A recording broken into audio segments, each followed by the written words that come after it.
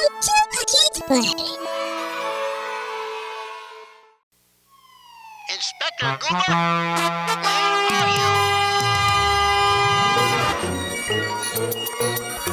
Inspector Goober, watch your back.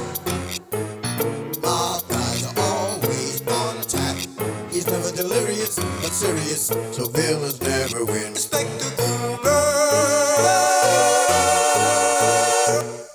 you never win.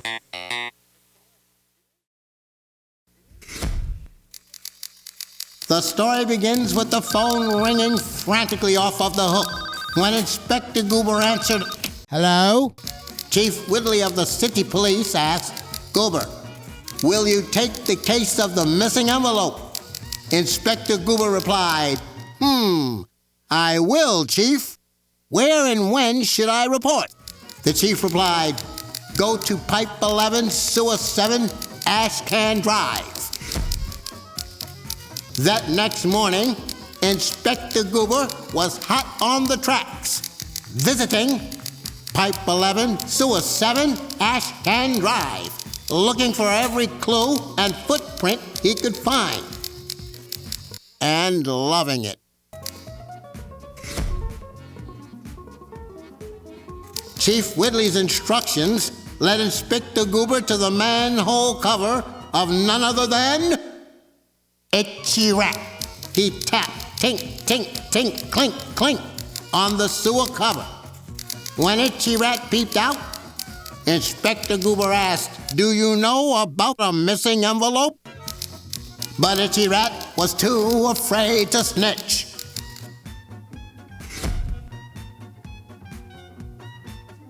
Inspector Goober noticed tiny footprints leading him into a dark cave where Big Bubba Bear lived.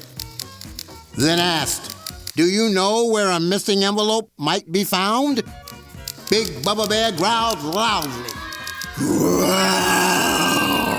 "No."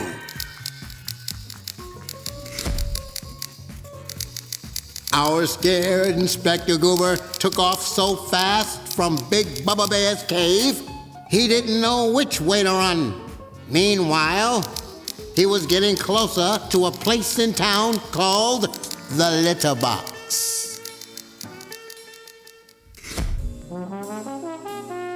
The footprints led Inspector Goober to the tilted window of Miss Sassy Black Cat, who meowed a vicious cat clue saying, "Meow." The envelope you seek is hidden in the cheek. Inspector Goober looked at Miss Sassy Black Cat and sighed out of frustration.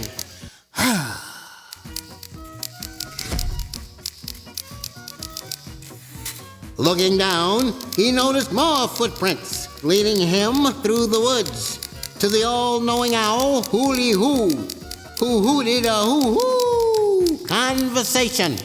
Inspector Goober looked at Hooly Hoo the owl, squinting one eye as the owl whispered, "I too have a clue. I can't tell a lie. The envelope that you seek is high in the sky."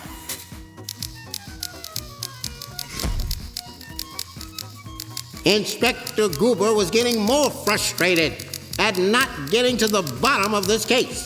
Still, he followed the tiny footprints. They brought him to the door of Richie Rabbit, known for having millions of carrots. Knocking, knock, knock, knock.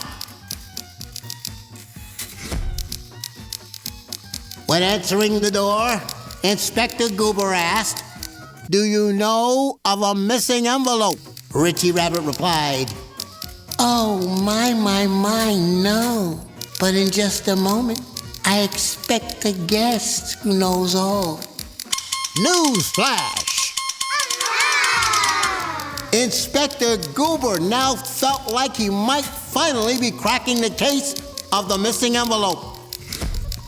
Just as Richie Rabbit promised, in minutes, someone was at the front door knocking. Knock, knock. The door slowly pushed open. In walked Sam Stork, saying, "I have a special delivery for Inspector Goober!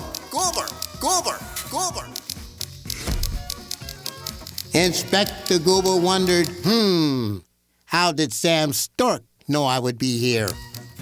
Slowly taking the envelope from Sam Stork's beak, he thought, what is this? Could it be the missing envelope? 'Cause if so, it ain't missing no more. Ha! Sam Stork raised one eyebrow and said, Open the letter, Inspector Goober.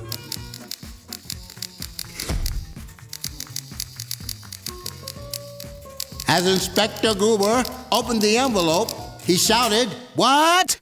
I don't believe it," and began to read the letter aloud.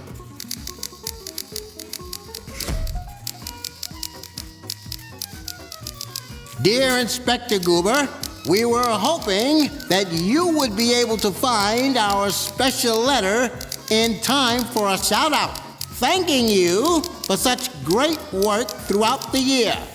Happy birthday! Sincerely, your friends, Itchy Rat, Bubba Bear, Miss Sassy Black Cat, Hoolie Hoo, the Owl, Richie Rabbit, Sam Stork, and Chief Wiggly.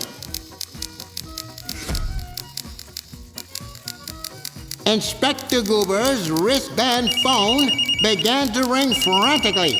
When answered, Chief Wiggly of the City Police asked, "Goober, have you cracked the case of the missing envelope?" "I have, Chief. Over and out." Inspector Goober replied, "Well, I'll be." The one that never laughs began to laugh hysterically. So ends another case for Inspector Goober.